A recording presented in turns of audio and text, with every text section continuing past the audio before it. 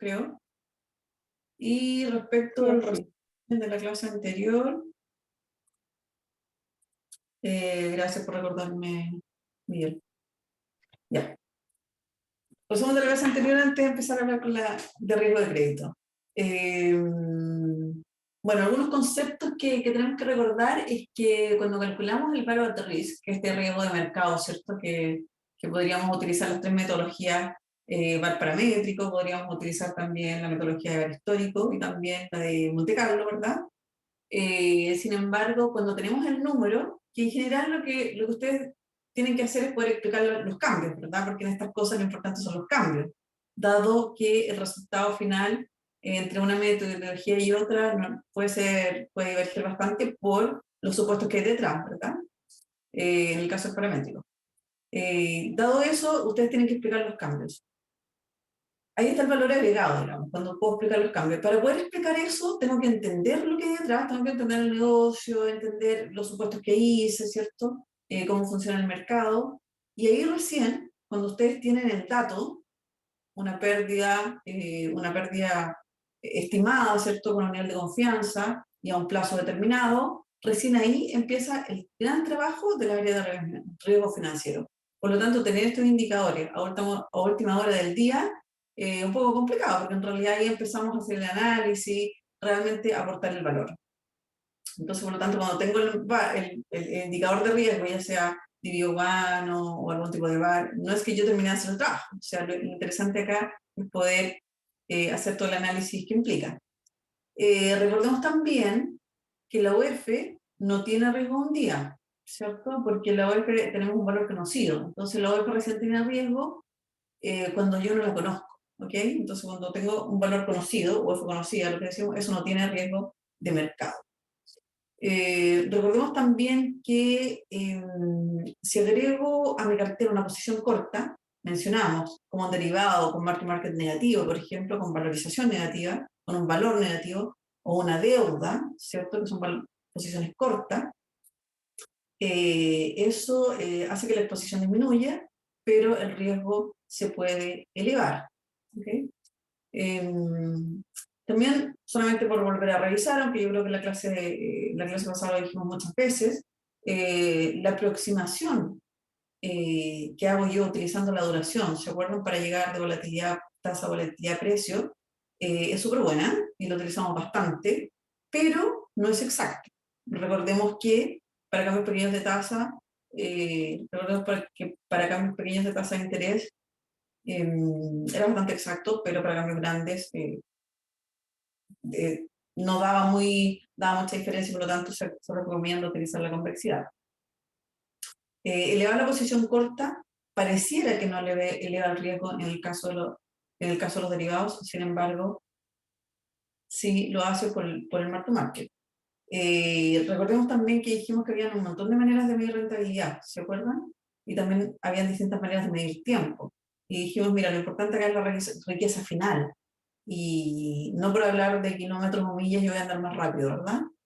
Eso es importante cuando hablamos de formas de medir la rentabilidad y de medir el tiempo. Esto depende de las convenciones de mercado. Dijimos, por ejemplo, que en Brasil solamente se usaban días hábiles y como un mercado muy grande eso se utiliza mucho, pero el punto es preguntar, porque no siempre es obvio. Por eso lo importante es preguntar y ponerse de acuerdo. Recordemos también que cuando yo hago una curva para determinar un valor, ¿verdad? Porque lo que quiero es determinar el valor de lo que tengo en activos, en pasivos, o lo que me arroja resultados.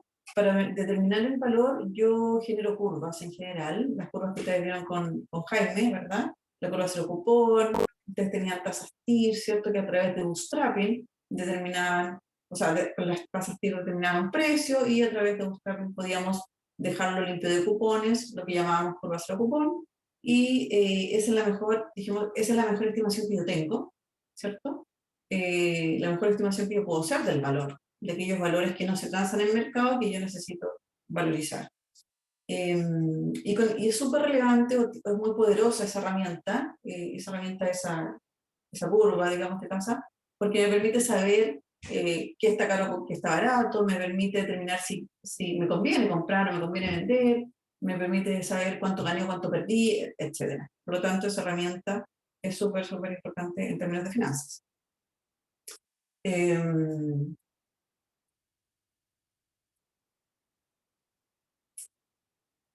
Ahora, también creo que mencionamos que, dado que la duración, que es un concepto muy relevante en términos de riesgo financiero, en términos de riesgos, es un promedio ponderado de la duración, ¿cierto? Que queda de aquellos periodos donde caen los flujos. Mientras menos cupones existan, la duración debería ser más larga, ¿cierto? Y un bono que no tiene nada de cupones, ni siquiera pago de intereses, debería tener un plazo residual igual a la duración que le queda. Ahora, hablamos de los productos lineales y no lineales. ¿Se acuerdan? Dijimos, mira, forward es un producto lineal, un swap es un producto lineal, un cross currency swap es un producto lineal, donde los cambios en el precio del activo subyacente propio de la operación de derivado afectan de manera directa, por decirlo, de manera lineal el precio del instrumento financiero derivado. Sin embargo, existen productos no lineales, y en ese caso están las opciones que dijimos, y también la no linealidad, por ejemplo, está dada en el caso de la renta fija por la convexidad, que era la curvatura, ¿cierto? Que tenía la curvatura que tiene la relación tasa-precio. Y en el caso de las opciones son productos no lineales también.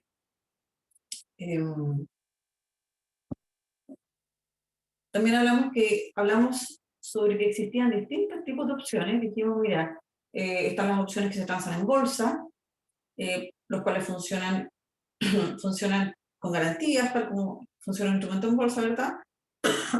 Llamados de márgenes y todo eso, tal como los futuros, ¿perdón? Y también existen las opciones fuera de bolsa, tal como los forward o los swap, los cuales con swap. Y también hablamos de distintas opciones en cuanto a la fecha de vencimiento de estas operaciones. Hablamos de las opciones europeas, que solamente se podían ejercer en el momento del vencimiento. Hablamos de las opciones americanas, que se pueden ejercer en cualquier momento de que el vencimiento. Y hablamos también de las opciones Bermudas, que también se pueden ejercer en varios momentos, hasta la fecha del vencimiento. Y algunos otros tipos de opciones mencionados también. Yo diría eso como resumen de la clase anterior. Hablamos de las griegas, un poco revisamos las griegas, ¿se acuerdan? Dijimos, mira, los riesgos de las opciones, los riesgos financieros de las opciones están dados por las griegas. Ya mencionamos Vega, en ese momento dijimos, mira, el Vega, que también existe en las operaciones spot, es 1. El Vega de un forward es un poco menor a 1 porque está dado por traer ese 1 valor presente, ¿cierto? En el caso de los forward. Y el Vega de las opciones varía entre -1 y 1, dependiendo de si la opción está muy dentro del mercado, in the money, ¿cierto? O sea, hay mucha probabilidad de que sea ejercida, o si la opción está at the money o fuera de dinero. Out of the money no tiene mucha probabilidad de ser ejercida. Ese es el Vega, ¿cierto? Que la sensibilidad del precio del instrumento, en este caso la prima, ¿verdad? De acuerdo a cómo cambia el precio del activo subyacente. Hablamos también de gamma en el caso de las opciones, que es la velocidad de la vega, o sea, en el caso de la renta fija, el equivalente a la convexidad. Y hablamos también de teta, que ahí es el cambio en el precio de la opción dependiendo de cómo pasa el tiempo. Hablamos de RO también, que el impacto de los cambios de la tasa de interés en el precio de la opción. Eh, Me parece que esas fueron las medidas que vimos, y esos serían los riesgos de las opciones, y lo que vamos a hacer el día de la identidad, que está en la materia en todo caso, son algunos ejercicios numéricos, donde lo que queremos es poder buscar en términos muy simples, muy simples, un portafolio de opciones, de 3 o 4 opciones, eh, vega neutral, por ejemplo, gamma neutral, porque eso se hace en general en el mercado. También en la materia estaba la estrategia más utilizada, o la que yo he visto que se utiliza mucho, que es la risk reversal, que es una estrategia con opciones sobre el tipo de cambio, donde en realidad lo que se hace es el cliente o el exportador, normalmente es utilizado por exportadores, lo que hace es comprar y vender una opción, de esa manera netea las primas, ¿cierto? Porque uno de los temas por los que no se usan tanto las opciones, que se usan mucho los forward, es porque las opciones implican pago en el momento cero, el pago de la prima, ¿cierto? Y no son baratas. En cambio, firmar un forward no implica desembolso en el momento inicial. Entonces, una forma de que no implique pago de prima en el momento cero es comprar y vender una opción. De esa manera meto las primas y me permite sobre cierto rango, o sea, sobre cierto rango, me aseguro un piso y un techo del tipo de cambio, lo cual obviamente que limita las ganancias, pero también limita las pérdidas. Pero bueno, una estrategia bastante utilizada porque de alguna manera asegura un cierto rango donde yo efectivamente voy a vender los dólares, digamos, pero con un techo y con un piso. Y eso implica que no voy a desembolsar nada el día de hoy, lo cual es valorado por los clientes. Bueno, eso con respecto a la materia de la semana pasada. ¿Alguna duda? Del martes, perdón, del martes pasado.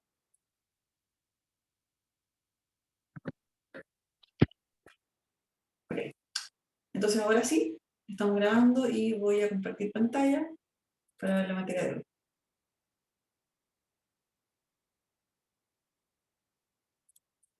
Entonces, retomando la pregunta, ¿qué ocurrió en la crisis de 2008? Ustedes saben, y yo creo que lo han repasado en varias de sus ramos en esta página. Bueno, Andrés, ¿tienes la mano arriba o se quedó delante? Así, pero era por la misma pregunta que había hecho al principio. No, básicamente es la crisis hipotecaria, donde las clasificadoras de riesgo dieron una clasificación muy buena a gente que no tenía la capacidad crediticia como para poder pagar una hipoteca. Se acumuló hasta que mucha gente dejó de pagar por no poder, y todos los instrumentos que estaban asociados a hipoteca cayeron de valor, cuando no deberían haber caído porque estaban clasificados como muy poco riesgosos. Perfecto. Entonces, según entiendo lo que tú nos cuentas, esta fue una crisis que básicamente se gatilló por temas de riesgo crédito, ¿no me equivoco? Básicamente. Perfecto. Dado esto, bueno, muchas gracias Juan Andrés, dado esto, que efectivamente fue una crisis que se gatilló básicamente inició con temas de riesgo crédito y como los riesgos se transforman, esto después gatilló un riesgo de liquidez y en varios casos riesgo de solvencia y muchas quiebras. A propósito de esto, quise agregar acá un slide con un link a un video donde ustedes pueden ver que, bueno, el Banco Central de Chile lanzó un sistema integrado de información de derivados.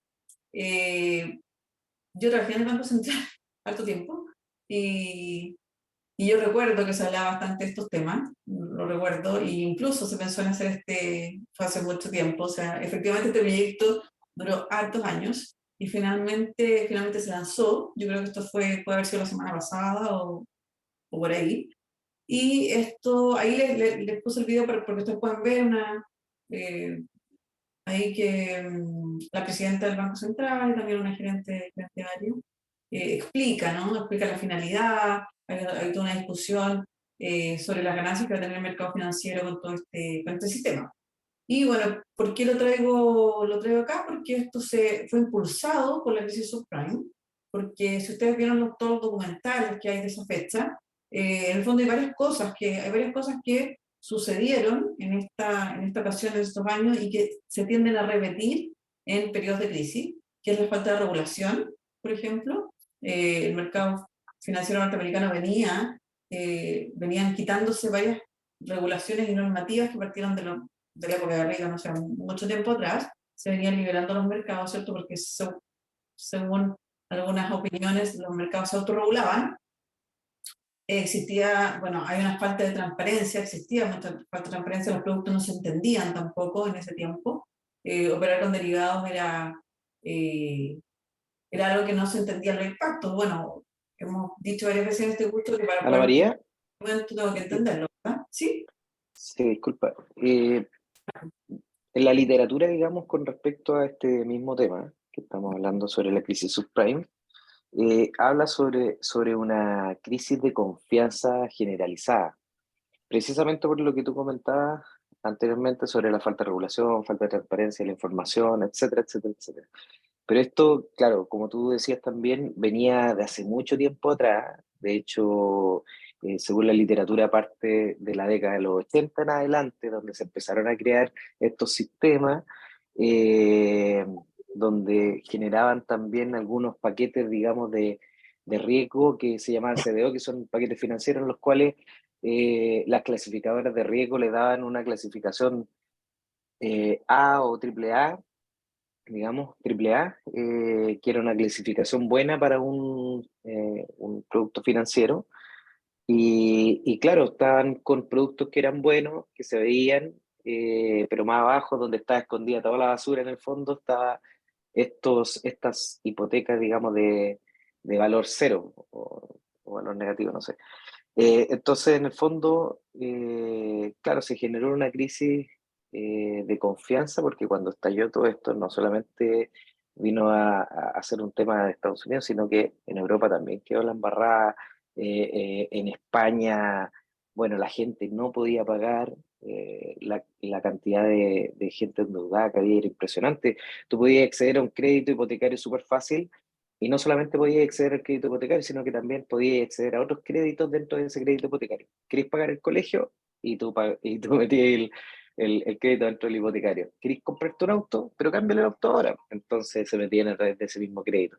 Y cómprate una casa en la playa, aprovecha el crédito y te compré una casa en la playa. Entonces, finalmente, muchos compraron cuatro o cinco propiedades, entre esos varios activos de, de corto plazo, que se deprecian, digamos, como los autos. Entonces, en el fondo, después la gente se vio en un mercado donde todos tenían, había muchos propietarios y pocos arrendatarios, por lo tanto, ahí se generó como el tema de la crisis. Pero esto venía de, o sea, en la acelerada que nosotros contamos todo esto, venía de mucho tiempo antes, o sea, venía de la década de los 80. Entonces, pensar que fue solamente el año 2008 es como, no es así, ¿no? En el fondo, ahí estalló. Exactamente, ahí está yo. Gracias, Marco, por tu comentario. Sí, totalmente, ahí está yo y efectivamente viene por una falta de normativa que venía de hace mucho tiempo, por eso desde los años 80, que venía desregulándose el mercado, ¿cierto? Falta de supervisión, no entendimiento del problema, el tema de las clasificadoras de riesgo, por supuesto, que clasificaban los instrumentos con una clasificación triple A y sin embargo no era así, ¿verdad? Pero también porque tampoco no entendían bien cómo funcionaban. Me gustaría destacar también la estrategia comercial súper agresiva, una estrategia comercial muy, muy agresiva. Se dan créditos a las personas sin que fueran sujetos de crédito, y por lo importante era poner el crédito, ¿verdad? Que eso también se parece un poquito al caso que vamos a ver hoy, el caso que ustedes resolvieron. Y claro, las estrategias comerciales súper agresivas generan riesgos, o sea, traen riesgos. Y bueno, y ahí tiene que estar el equipo de riesgo y el CFO probablemente diciendo, oye, ¿y cuántos no nos van a pagar, en el fondo, ¿cierto? Esa es la pregunta que hacemos al otro lado. Y por lo tanto, la estrategia comercial no siempre se permite que sea tan agresiva. María, por favor. Una pregunta, porque yo el riesgo de crédito lo veo como una consecuencia de lo que fue un riesgo previo, que no sé, un riesgo operacional, ¿no? O sea, de no haber calificado correctamente a estas personas, o sea, porque ese riesgo de crédito llega porque no se hizo bien un trabajo previo.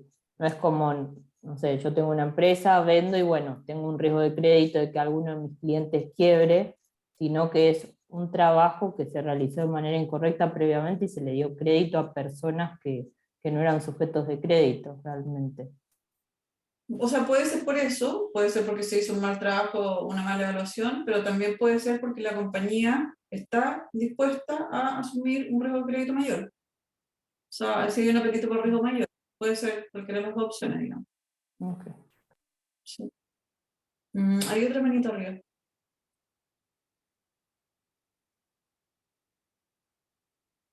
Que no sé de quién era, pero bueno. Ana María, yo creo, sí, no, yo la subí ahora, pero no sé si Ah, había otra más. Con respecto a esto, porque la literatura sale que los bancos sabían lo que estaban haciendo, pues, entonces Claramente había un apetito por este riesgo, lo venían haciendo hace rato, no había pasado nada.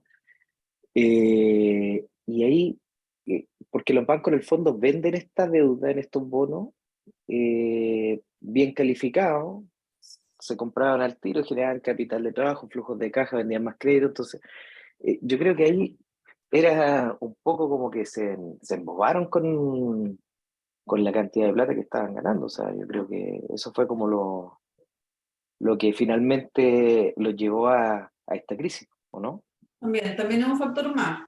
O sea, claramente, a ver, la parte más técnica, las áreas más técnicas de los bancos en algún momento se dieron cuenta e incluso empezaron a comprar la presión contraria, ¿te acuerdas? Empezaron a apostar a que se iba a caer, o sea, en el fondo seguían recomendando a sus clientes que compraran estos instrumentos, pero por otro lado, tomaban seguro apostando a que eso iba a caer, digamos. O sea, en algún minuto empezó a pasar eso, eh, pero yo creo que el regulador no lo entendía bien, el regulador, las clasificadoras de riesgo tampoco, y probablemente hay personas del directorio de los grandes bancos tampoco, porque bueno, ahí había falta de ética, ¿cierto? Eh, y bueno, y los instrumentos igual eran un poco sofisticados, entonces el mercado inmobiliario nunca había caído, entonces se hacía referencia a que el mercado inmobiliario era lo más seguro, ¿cierto? Pero bueno, finalmente igual hubieron algunos bancos que se dieron cuenta y empezaron a tomar las operaciones contrarias, porque sabían que iban a caer. Eso también lo señala la bibliografía y hay un montón de documentación que lo muestra.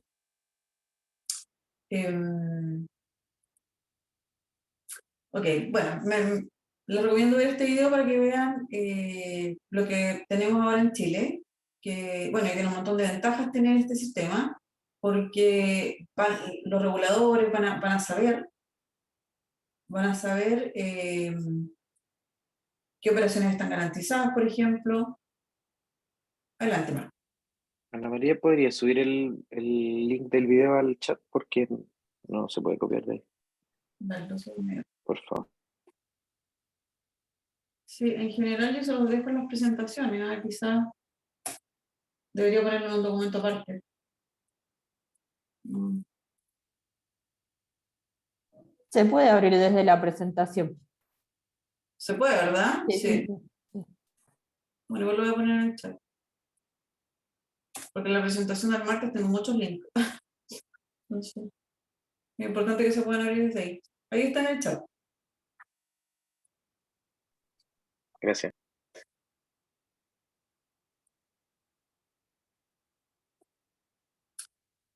Bueno, esto va a permitir también, va a permitir al regulador también saber qué contrapartes están colateralizadas y cuáles no. Entonces igual es súper interesante para el mercado financiero local. Ok, entonces riesgo de crédito como definición es la posibilidad de incurrir en una pérdida si la contrapartida de una transacción no cumple plenamente las obligaciones financieras. Lo que se acordó en el contrato, ¿verdad? O me paga a una fecha distinta a la que acordamos, o se paga de una manera distinta a la que acordamos. También podemos llevar riesgo de crédito a la caída en el valor de activos, ya debido a un deterioro de la calidad crediticia de la contrapartida. Típico caso que uno menciona en estos casos es cuando tuvimos que ajustar, ¿cierto?, el valor de los papeles de la Polar, por ejemplo, en su momento, ¿cierto? Y hacer referencia ahí a un deterioro. Eh, Eso también la normativa nos exige hacer eso, ¿cierto? Bueno, en general el riesgo de crédito de contraparte eh, se da porque existe un derecho, porque se incumple el plazo, se incumple la forma de pagar o hay una probabilidad de pérdida. El no pago en el plazo acordado, hay un costo alternativo cuando se paga en un plazo que no fue el que acordamos, etc. Tenemos distintos tipos de riesgo de crédito, como habíamos mencionado también en la primera clase. Dijimos, mira, está el riesgo emisor, el que ustedes vieron mucho con Jaime, ¿cierto? Emisores de títulos en general. El riesgo de crédito emisor en general se produce cuando hay un cambio potencial adverso en el valor de mercado de un título, originado por la modificación de la percepción de mercado de la solvencia del emisor. Bueno, lo que pasó en la Polar, vamos a decir, ¿cierto? Percepción de mercado de la solvencia de este emisor hizo que sus papeles, el valor de los instrumentos, todos los tipos de instrumentos cayeron fuertemente. Se observa en el movimiento de los spreads de crédito sobre la base. Por otro lado tenemos un riesgo de settlement, que es un riesgo asumido, es el riesgo del día del pago de la operación, un riesgo asumido por una parte que ha cumplido la totalidad de sus obligaciones, mientras que la otra parte no ha satisfecho las suyas. Generalmente esto se da en las operaciones sobre moneda, por diferencias horarias. Sí, ocurre el riesgo de settlement y hay que registrarlo. Finalmente tenemos el riesgo de contraparte, que es lo que estábamos hablando, ¿cierto? Que engloba el resto de modalidades que no están en las dos tipologías anteriores. También le llamamos riesgo de pre-settlement, ¿okay? Que es el típico riesgo en el caso de los instrumentos financieros de derivados, porque este riesgo se puede dar en cualquiera de las dos partes. Por eso riesgo de contraparte. Bueno, los instrumentos de derivados es un riesgo de crédito, y desde la crisis financiera del 2008 ha cobrado mucha importancia, en parte por la desmitificación del too big to fall, ¿cierto? La caída de Lehman Brothers, que fue algo que no se esperaba y que de alguna manera impactó, ¿cierto? Por el riesgo de contraparte que hubo en ese momento. Ahora, ¿cómo calculamos esto? Bueno, el típico concepto que hay detrás de esto es el concepto de pérdida esperada, que muchos de ustedes lo calcularán en su trabajo, en la empresa donde trabajan, ¿verdad? Que está dado, que es lo que yo espero perder, ¿cierto? Lo que yo espero perder depende de muchas cosas, depende de la probabilidad de incumplimiento de mi contraparte, que eso varía de persona a persona, de entidad a entidad, ¿cierto? Cada uno de nosotros tiene una probabilidad de default o de incumplimiento específica, dada por nuestras características, edad, ¿cierto? Renta, patrimonio, historia, en fin. Eso es uno de los factores que influyen, ¿cierto?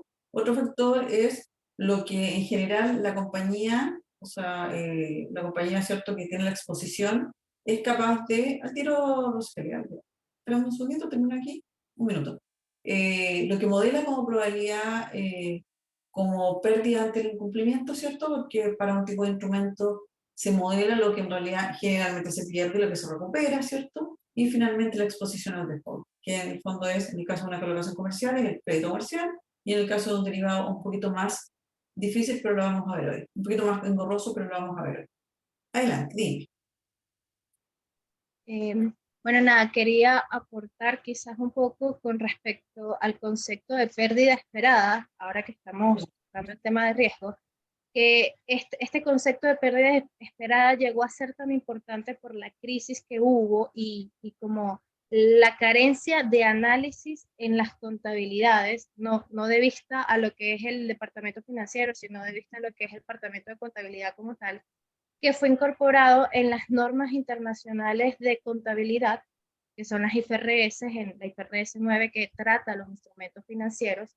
Este concepto de pérdida esperada fue incorporado, antes no existía, obligando a que las compañías, desde el departamento financiero, acompañado del departamento de contabilidad, hagan estimaciones de las pérdidas esperadas que ellos consideran con base a la historia, con base al mercado, con base a cualquier insumo que les permita cuantificar esta pérdida esperada y lo registren y lo revelen en los diferentes informes contables, como lo es los estados financieros de la compañía.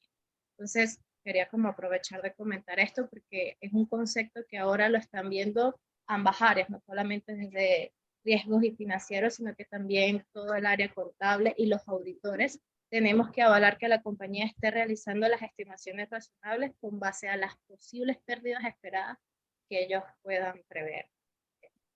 Muchas gracias. ¿Cómo se pronuncia tu nombre? Rosangeli. Rosangeli. Perfecto. Muchísimas gracias por tu comentario. Efectivamente, esto no es solo un tema de riesgo financiero, sino que también es un tema de, como tú dices, de los análisis contables y de auditores y, bueno, normativo también, en fin. Hoy no nos escapamos de este cálculo ningún tipo de empresa reguladora. Entonces, para determinar la pérdida esperada, tengo estos tres factores de riesgo, ¿cierto? En este curso hablamos mucho de factores de riesgo, En el caso de riesgo contraparte o riesgo crédito, nuestros factores de riesgo son los que están en pantalla, la probabilidad de default o probabilidad de incumplimiento, propio de cada individuo o de cada compañía, el loss given default, que es lo que se recupera después del incumplimiento, ¿cierto? Una vez que la contrapartida no paga, deja de pagar, que eso lo modelamos, el modelo, y la exposición al default, que vamos a ver inmediatamente en el caso de los instrumentos financieros, cómo tenemos ese dato. La probabilidad de, la pérdida esperada, perdón, es un cálculo complejo, pero, o sea, no es tan fácil de determinar. En el caso de la probabilidad de default para contrapartes cotizadas, es bastante simple, ¿cierto? Porque tienen un rating, pero muchas empresas acá, sobre todo realmente en Chile, muchas, la mayoría no tiene un rating, no tiene una calificación, por lo tanto lo tenemos que hacer in-house. En lo que voy a recuperar después del incumplimiento, la LGD es un supuesto usual que es constante para todos los tipos de productos, o sea, para un producto en particular, ¿cierto? No, eso no varía dependiendo de la persona o de la entidad, pero sí hay que modelarlo. Y la EAD, que en el caso de los derivados es un poco más complejo de estimar. Y todo eso, ¿cierto? Me da la probabilidad, la pérdida esperada. Perdón. El ejemplo más claro acá es la exposición frente a una colocación, en cuyo caso es el monto de la colocación pendiente, lo que me queda de colocación pendiente, más los intereses, que siempre es mayor a cero, y en el caso de los derivados no es así. La exposición es el valor de los derechos adquiridos con la contraparte en el momento del incumplimiento, esa es la exposición. Frecuentemente se asocia al capital pendiente, como les decía. No obstante, esta aproximación solo es válida para ciertas operaciones y solo de manera aproximada. Dos elementos justifican la aleatoriedad de la exposición: el desconocimiento del momento que se va a cumplir, que no lo sé, y el desconocimiento del valor de los derechos en el momento del incumplimiento. O sea, son dos datos que no conozco. Cuando mencionamos variable aleatoria, en la clase donde vimos tanto el VAR, hablábamos mucho de media, de volatilidad, ¿cierto? Y igual que acá, porque aquí también tenemos variable aleatoria, media y volatilidad. Por lo tanto, la exposición depende del tiempo que se produce, el tiempo en el que se produce el incumplimiento y el valor de los factores de mercado en ese momento. Por lo tanto, es una variable aleatoria, con media y volatilidad nuevamente. Esto da lugar a unos perfiles de riesgo de crédito. Yo estimo hoy cuánto pueden llegar a ser los valores futuros de esos derechos que no conozco, ¿cierto? Con un determinado nivel de confianza. En el caso de los préstamos, la exposición no suele ser el capital pendiente, hay que sumar las cuotas en paga, ¿cierto? El valor actual de los intereses futuros, generalmente pactados a una tasa de interés distinta de la que actualmente probablemente esté en vigor en el mercado.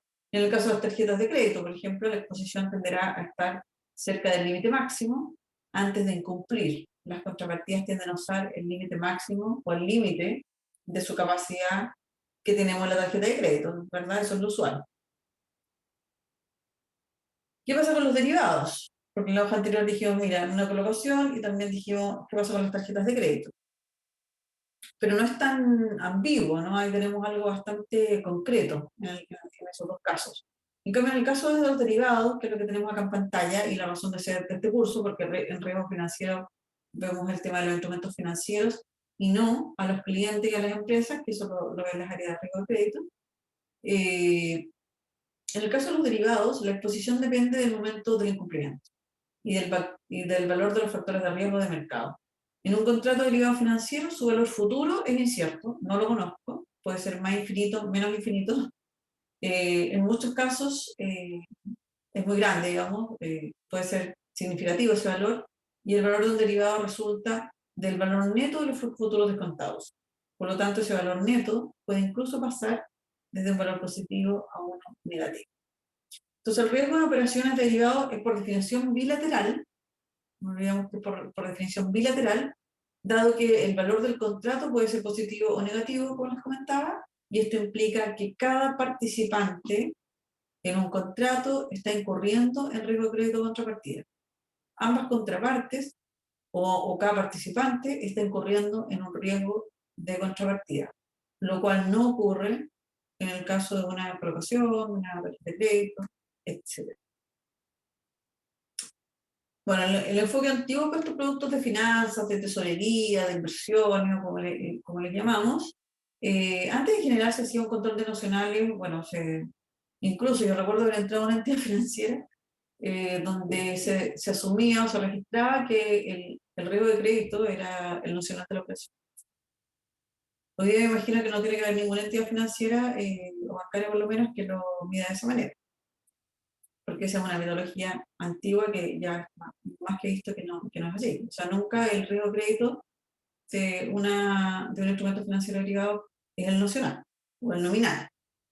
Aquí tenemos en pantalla el enfoque actual. En general, obviamente que requiero separar las contrapartes, en general el grupo banco, el grupo empresa, el grupo personas, en fin. Separar por clase de productos también. No lo vamos a tener un forward con un compromiso swap. Son figuras totalmente distintas, o un swap de tasa de interés, por ejemplo, o un instrumento de renta fija, o un pacto que tiene garantía, en fin. Es importante que identifique las correlaciones, porque acá también es importante cómo se mueve el valor, porque recordemos que la exposición estaba por el valor, y nosotros dijimos que el valor de los instrumentos financieros estaban correlacionados, ¿verdad? Positiva o negativamente, y por lo tanto identifiquemos ahí las correlaciones por el tema de la diversificación.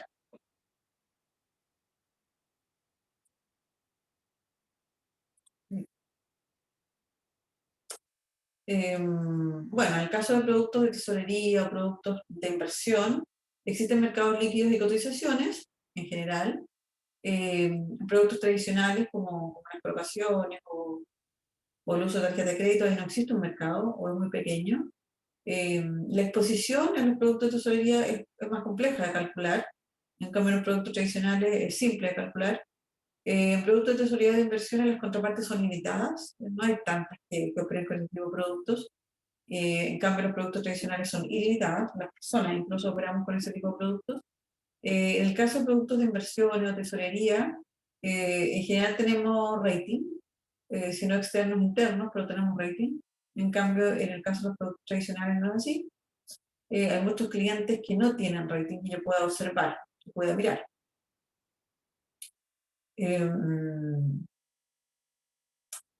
Entonces, bueno, como en alguna clase vimos para un forward, dijimos, mira, tengo un forward con, me parece que era con el Banco Santander, ese ejemplo que vimos en una clase, y dijimos, esa operación de forward peso dólar a 90 días tiene un riesgo de mercado que está dado por cómo cambian los precios, que pegan en el valor.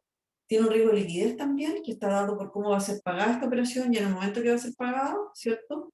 Si es por entrega física, o sea, se van a entregar los montos completos, o si es por compensación, simplemente en el momento de la liquidación se va a compensar el valor fijado del contrato versus el valor de mercado del subyacente, por lo tanto el monto debería ser mucho menor, el riesgo de liquidez, que al hacerlo por entrega física, pero en el mapa de liquidez lo registro, ¿cierto?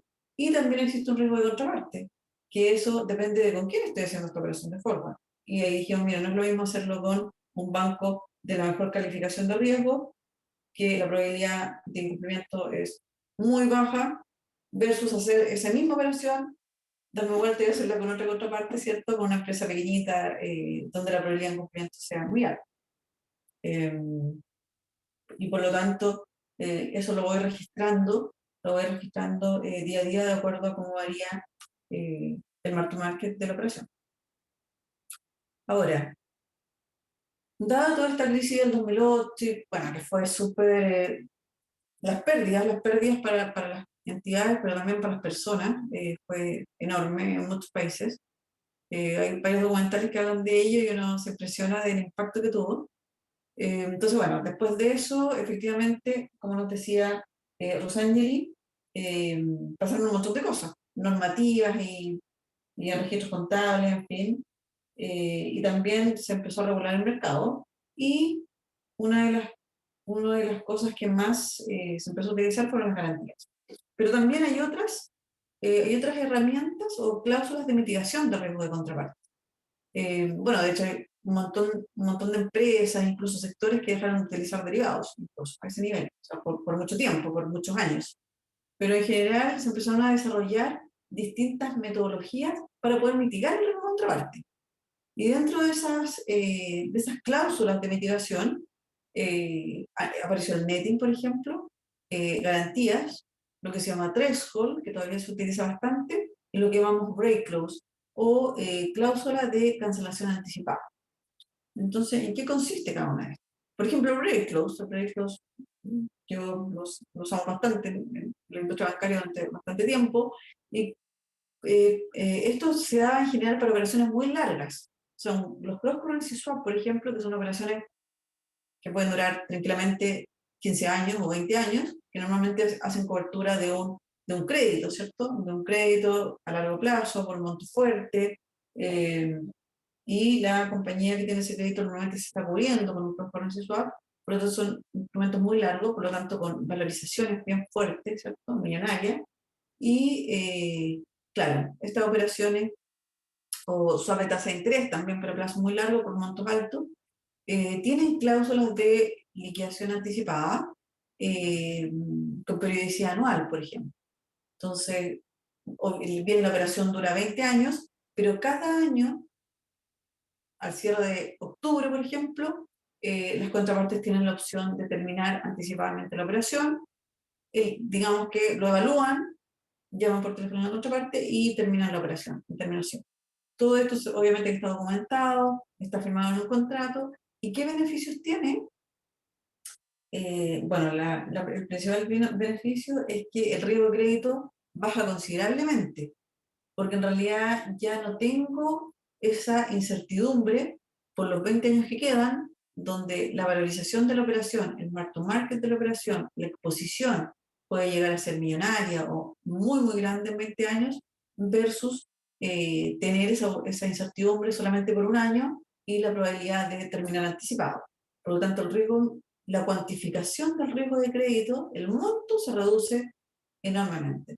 Esa es la gracia de este tipo de cláusulas de mitigación.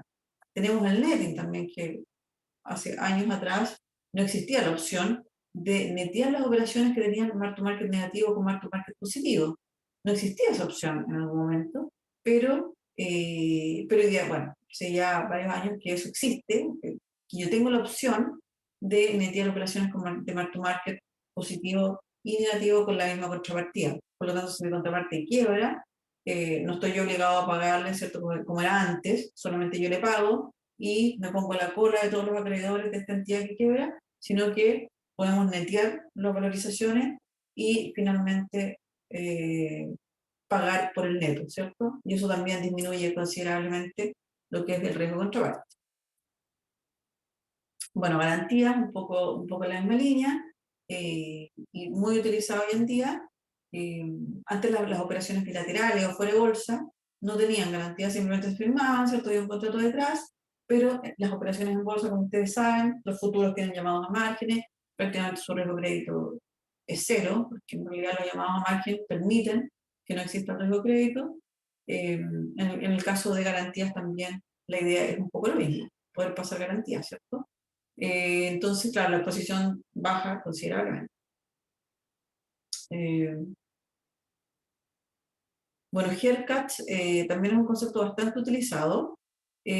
¿Por qué? Porque, claro, cuando tengo una operación bilateral con una contraparte y nos pedimos garantías para poder bajar el riesgo de crédito, ¿cierto? Eh, esas garantías, bueno, en general se usa efectivo o CAT como garantía, digamos, pero también se podría usar algún instrumento. Y cuando hablamos de instrumento, hablamos de valor. O sea, caso extremo, los bonos de una empresa que está en situación normal valen 100, pasa una catástrofe, ¿verdad? Riesgo reputacional, desconfianza, el valor de esos instrumentos baja a 50. Por supuesto que la garantía que yo tenía valía 100 y ahora vale 50. Por lo tanto, en ese caso existe el haircut, que es lo que ustedes ven en pantalla, que básicamente es para resguardarse de la caída en el valor de las garantías. Y dependiendo del tipo de papel, obviamente dependiendo del tipo de papel, yo voy a exigir un haircut más grande o más pequeño. Obviamente que si el papel que se pasa en garantía es un papel de gobierno y de un país, de un gobierno estable, en el que se confíe, donde efectivamente exista confianza, el haircut debe ser más pequeño, no si en un país, un papel de gobierno de un país que tiene bastante más riesgo de crédito. Aquí simplemente un caso muy simple, si el valor de mercado de una posición a garantizar es de 5.000, una contraparte puede ofrecer un bono soberano al cual se debe aplicar un haircut de, supongamos, el 2%. Esto implica que el valor de mercado del bono debe ser por 5.100, porque en realidad eso va a permitir garantizar solamente 5.000. Estas son cosas que se definen en las políticas de riesgo, en las políticas de contraparte. En general, ustedes a cargo del área de riesgo, ustedes como encargados de riesgo crédito o de riesgo en sala también, ustedes proponen que las garantías que se reciban, primero dicen, mira, yo voy a recibir solamente en garantía efectivo, ¿ok? Solamente dólares, solamente papeles del Banco Central, solamente papeles de la tesorería, eso lo define la compañía. Y si amplío un poco más el rango, a papeles, por ejemplo, bancarios, con un haircut del 1%, por decir algo. Si amplío a papeles de empresas emisoras AAA, el haircut se eleva. Y así sucesivamente. Son definiciones que se toman por política, que se aprueban por directorio, etc. De manera que las áreas de inversiones y tesorería puedan, o de operaciones también, tengan esa definición, el relleno de cancha, y en base a eso se puede operar, ¿verdad? Bueno, threshold también, es otro mitigante de riesgo que hoy se utiliza mucho, ¿cierto? Threshold, la definición es un umbral sobre el cual se requiere pasar garantías. Como ustedes saben, los instrumentos financieros derivados, forward, swap, cross currency swap, el valor de mercado puede ser muy positivo para mí o muy negativo para mí, y por lo tanto puede ser cualquier cosa. Digamos, mientras más largo el instrumento y tenga un subyacente más volátil, el mark to market puede cambiar mucho más. Por lo tanto, pongo un umbral y digo, ok, yo tengo una cartera de operaciones con la contraparte, pero cuando la valorización de esto llega a tal nivel, yo necesito que me pasen garantía. O sea, yo aguanto el riesgo crédito, lo soporto, estoy dispuesto a tener cierta cantidad de riesgo crédito, pero no ilimitado. Entonces, sobre cierto nivel, yo pido garantías. Y eso es el threshold, básicamente. Es ese nivel sobre el cual pido garantía. Ahora, obviamente que el trabajo operativo que uno puede tener detrás de este tipo de cosas puede ser enorme, porque en realidad toqué el nivel y pasé ese nivel por 5, por ejemplo, ok, pido garantías por 5. Pero el siguiente día puedo bajar el nivel por 10, entonces ¿qué hago? Devuelvo la garantía y después lo vuelvo a subir por 15. Me vuelvo a pedir garantía y así puede haber un trabajo operativo enorme. Entonces, para eso existe un concepto que se llama cantidad mínima a transferir. ¿Qué pasa? Que, ok, paso al nivel de threshold, por lo tanto corresponde pedir garantías, pero el monto de la garantía a pedir tiene que ser un monto mínimo, $50.000. Bueno, para estas operaciones que son grandes, ok, paso al nivel de threshold, pero mientras no llegue a $50.000 no va a haber un traspaso de garantías por todo el trabajo operativo que hay detrás. Y lo mismo para pedir de vuelta la garantía. Entonces, concepto muy importante cuando hablamos de threshold, cantidad mínima a transferir. Profe, Adelante, sí. profe, una consulta. La definición de este threshold, ¿existe una metodología estándar o no de costumbre? ¿Tú te refieres ¿A cómo se determina ese threshold? Yo te diría que últimamente los niveles de threshold que se están operando son 0. Es decir, operaciones totalmente garantizadas, por lo menos en la industria financiera. Ahora, eso es, a nivel corporativo, eso es definición del área de riesgo. Ah, ok, no es estandarizado entonces, puede variar dependiendo de... Sí, totalmente. Incluso hay contratos en los que cuando es una entidad local, no tan grande, o sea, pero sí que opera con el exterior, por ejemplo, el que hace una operación con JP Morgan Nueva York, puede decir algo con un banco grande, puede que esa entidad me pida que yo ponga garantías y me exija un nivel de threshold, pero yo por mi bajo poder de negociación no pueda pedirle a ellos un nivel de threshold. Luego puede ser unilateral también ocurre. ¿Ya? Muchas gracias por tu pregunta. Bueno, las cámaras de compensación, en el caso, las cámaras de compensación son lo que llamamos acá, lo que formó, un ejemplo de esto es lo que se formó, ¿cierto?, por la industria bancaria llamada Counter, ¿verdad? Que es una cámara que intenta bajar el riesgo de crédito de las operaciones bilaterales de derivados. Y la línea de crédito típicamente existe en el área de riesgo financiero, que ¿cierto?, la razón de ser de este curso, donde estudiamos cómo se mueven los valores, modelamos, ¿cierto?, valorizamos, determinamos indicadores de riesgo, determinamos también cómo vamos a determinar la exposición de una contrapartida, ¿cierto?, a través de estos instrumentos un poco más complejos. Todo eso lo hacemos riesgo financiero, los modelos. Pero existe también, como paralelo a nosotros, ¿cierto?, existen las áreas de riesgo de crédito que en el fondo estudian a las compañías, a los clientes, y ellos deciden cuánto vamos a llegar a operar con ciertas contrapartidas. Entonces, un caso específico, cuánto vamos a llegar a operar, por ejemplo, con Banco Santander, por decir algo.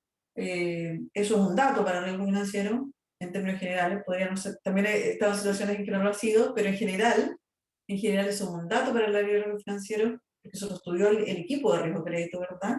Y dice, mira, tú con este banco vas a operar hasta tal monto. Eso significa una línea. Y dentro de esa línea, la área de riesgo financiero, bueno, con todos sus modelos, ¿verdad? Todos sus modelos definen cómo va a ser utilizada ese monto, cómo va a ser utilizado. Eso lo hace la área de riesgo financiero, cómo va a ser utilizado con los distintos tipos de derivados, cómo dentro de eso van a caer los pactos, que normalmente recibimos garantía, ¿verdad? Cómo van a caer los instrumentos de renta fija de este emisor, en fin, ¿cierto? Entonces, pero el punto es que estamos limitando la exposición, se limita la exposición, lo que está en pantalla, a este monto que la compañía definió como techo para operar con esta entidad. Las operaciones en general no deberían vulnerar dicho límite. No obstante lo anterior, bueno, los determinantes que deberían ser considerados al momento de extender una línea son la probabilidad de default de la contrapartida, la tasa de recupero del instrumento, la probabilidad de baja crediticia, por ejemplo, la revisión de rating, con esta entidad en particular, ¿cierto? Y la correlación entre contrapartidas. Iba a decir algo, se me fue la idea. Bueno, ya me vendrá de nuevo la idea. Bueno, esas son las líneas, ¿cierto? Que es un dato para las áreas de riesgo financiero, cómo vamos a ocupar este monto. Y también, obviamente que las garantías ayudan mucho a liberar el uso de estas líneas, y también si hay un threshold, si hay la probabilidad de hacer netting, si existe algún break, cláusula de liquidación anticipada, posibilidad de hacer lo que llamamos unwind, de verdad, bastante también mencionado en el mercado financiero, el unwind de una operación de derivados. Eso se puede hacer por contrato si está definido, o bien puedo pedirle a la contraparte, pero bueno, van a cobrar un precio un poco más caro por hacer ese término anticipado de la operación. En general, como decíamos en las primeras páginas, dijimos, mira, en el caso de una colocación o del uso de una tarjeta de crédito, yo puedo claramente decir, ya, esta es la exposición, ¿ok? Esto es el riesgo que hay, porque hay un monto, ¿cierto? Yo pedí un crédito para comprarme un auto por 10 millones de pesos, la exposición que tiene ese banco conmigo son 10 millones de pesos. A medida que voy pagando ese crédito, la exposición que ellos tienen conmigo es menor. Lo mismo ocurre con las tarjetas de crédito, en fin. Pero en el caso del instrumento derivado, como dijimos, hay que calcularlo. Normalmente se hace con modelos. Pero aquí hay dos temas. Aquí hay dos temas. Una cosa es si efectivamente hicieron el mismo banco, ¿cierto? Hizo un forward conmigo, un forward a 2 años. No hay tanto forward a 2 años, generalmente duran un año, pero hizo un forward a 2 años por $50.000, por ejemplo. Claro, puede que yo le dé plata al banco, ¿cierto? Por el market de esta operación, hoy día, ¿cierto? Hoy día, que han pasado 6 meses, por ejemplo, pero falta un año y medio todavía para que termine esta operación. Y a lo mejor el año y medio que falta, la operación, el mark to market se ha vuelto. Y sea el banco el que me da a mí y no yo a él. Entonces lo que ustedes ven en pantalla,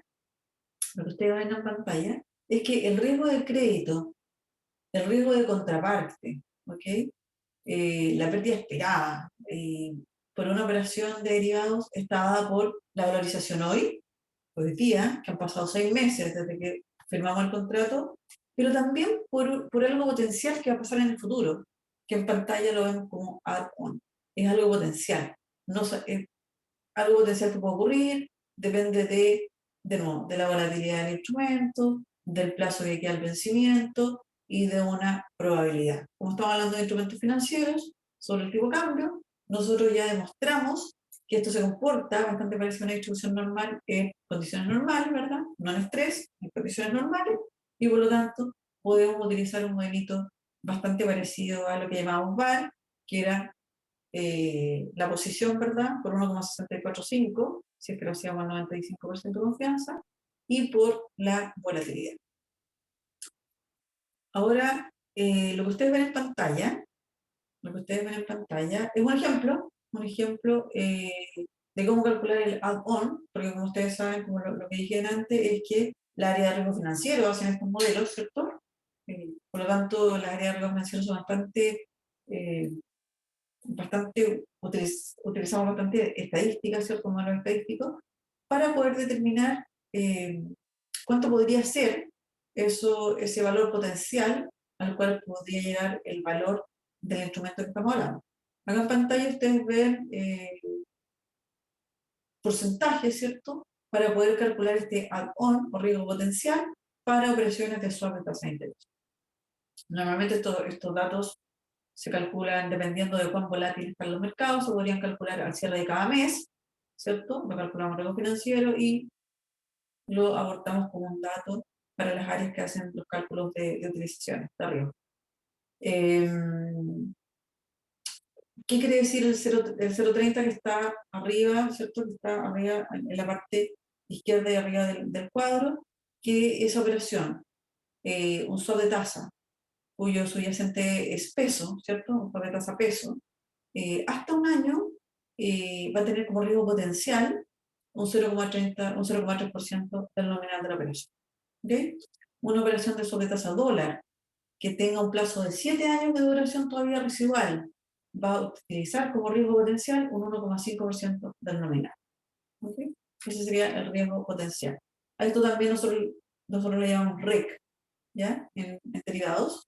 De no mencionar que los productos que se transan en bolsa casi no tienen riesgo de crédito. Y otro producto, por ejemplo, en el caso de un hipotecario, estaría garantizado por el bien raíz, ¿verdad? Todo eso son garantías para bajar el riesgo de crédito. Aquí simplemente están dibujadas ciertas trayectorias que podrían tomar los valores de las operaciones. Vamos a ver, en ese ejemplo que le subimos, a ver proyecciones de valores, proyectando valores aleatorios que podría tomar el activo subyacente, y por lo tanto, como yo proyecto valores distintos escenarios, finalmente simplemente determino un promedio y puedo tener un valor esperado. En el caso de los forward, que es el gráfico que está a la izquierda, la exposición mayor sea al final, el vencimiento del instrumento, pero en el caso del swap, como ustedes pueden ver en el gráfico que está a la derecha, en general la mayor exposición no se encuentra al final, sino que normalmente es a los 2/3 de la vida de la operación. Bueno, esto es un poco la misma idea. Bueno, finalmente el RED es la exposición al riesgo de la contraparte. La exposición a la pérdida potencial, entonces generada por el incumplimiento de una contraparte de las obligaciones contraídas de todas o en alguna de sus operaciones. La pérdida potencial es el posible valor futuro de las operaciones. Ahora estos dos valores se suman aritméticamente y llegamos al riesgo de contraparte. Bueno, entonces, conceptos conocidos para ustedes: nivel de confianza, horizonte temporal, volatilidad y correlaciones, y criterios de liquidez, estructura, subyacentes y coberturas. O sea, esto nos suena un poquito mitigante de la ejecutabilidad de los mismos, ¿cierto? Un poco al valor de atracción. Voy a pasar un poquito de esto, quiero ir más adelante. Nosotros también vimos en la primera clase, cuando estábamos hablando de los distintos tipos de riesgo, cuando hablamos de los distintos tipos de riesgo, en la parte de riesgo crédito, cuando hablamos de riesgo crédito, vimos este cuadro.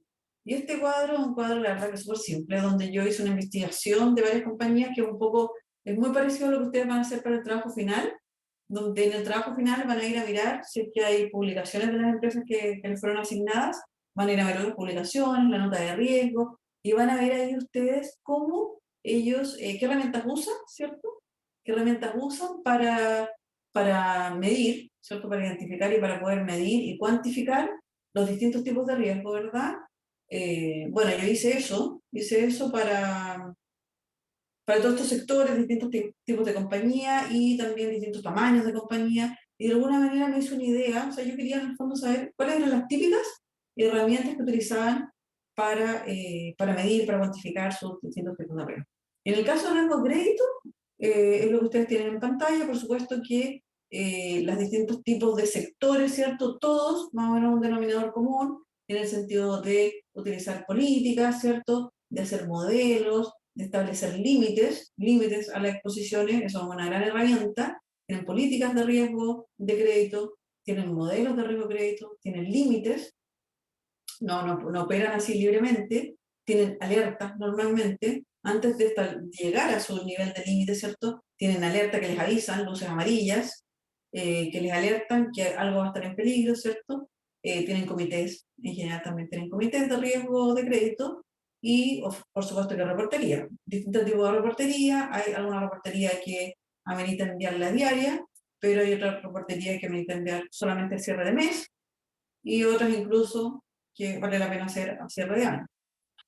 Los bancos en general, el término de pérdida esperada, obviamente que es relevante, capital económico, concentraciones. En algún minuto hablamos de, bueno, en uno de los casos que pusieron ustedes, hablamos de que me parece que era la exposición a un bono, ¿cierto? Donde gran parte del riesgo de esta compañía estaba concentrada en una sola contrapartida.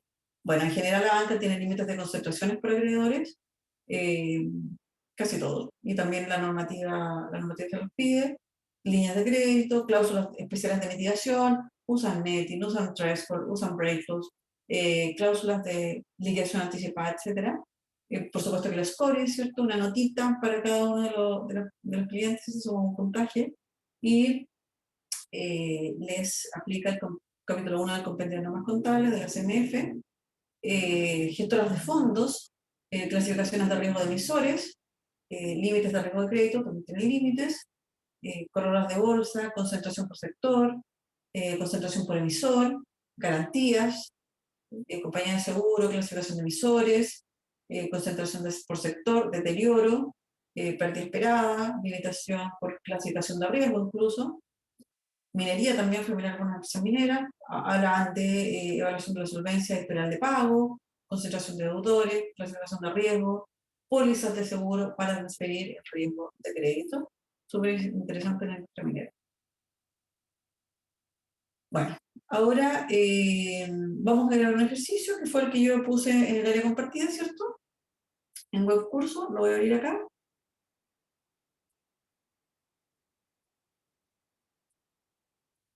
Pero antes de eso vamos a hacer un pequeño... Lo único que quiero hacer es demostrar acá, este ejercicio fue uno de los ejercicios que subí la clase anterior, pero lo único que quiero mostrar acá, lo único, es que este es el valor de este forward.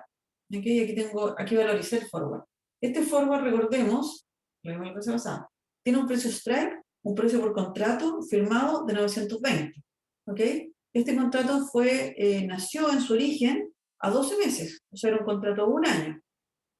Hoy día nos faltan 6 meses para el vencimiento, ¿okay? Estamos a mitad de la vida.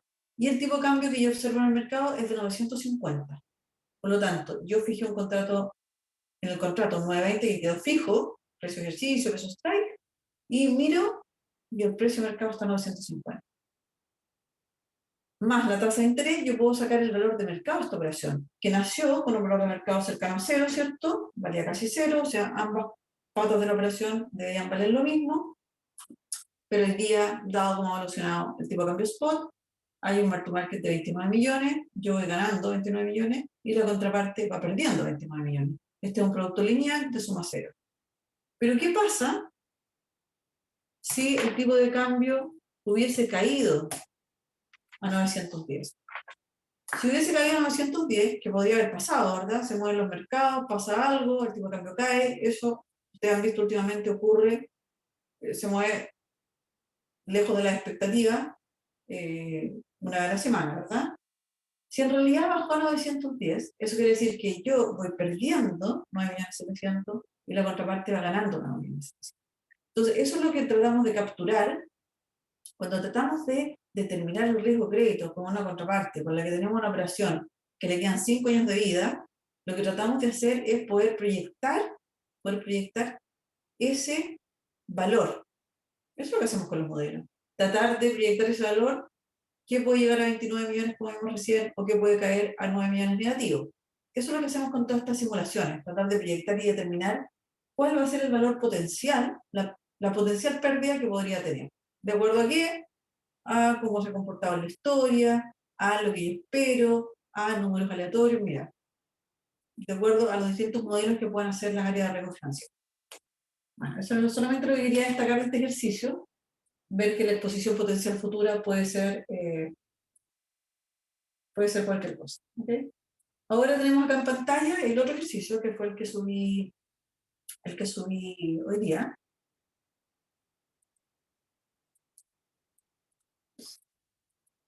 A ver, ¿qué hicimos en este ejercicio? Como ustedes saben, siempre los ejercicios que nosotros vemos, los valores blancos son valores dados y los valores verdes son valores que vamos calculando. Entonces, esta es una operación peso-dólar, nuevamente. Lo que vamos a hacer acá, el objetivo de este ejercicio es valorizar el forward, eso por un lado, determinar su valor de mercado, determinar también lo que llamamos CBA y DBA, que a lo mejor ustedes lo habrán escuchado. El CBA es un ajuste por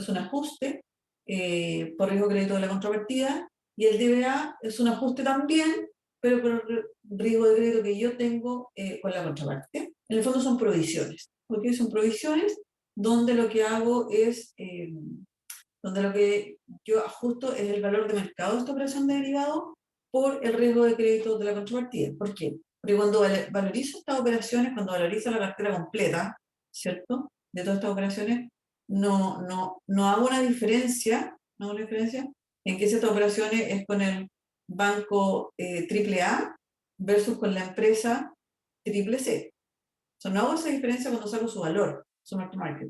Por lo tanto, después tengo que hacer un ajuste, que es el CBA, ¿cierto? Por el riesgo de crédito que efectivamente tiene esta contraparte CCC y no lo tiene la contraparte AAA. Entonces se hacen estas provisiones, ¿ok? Estos ajustes.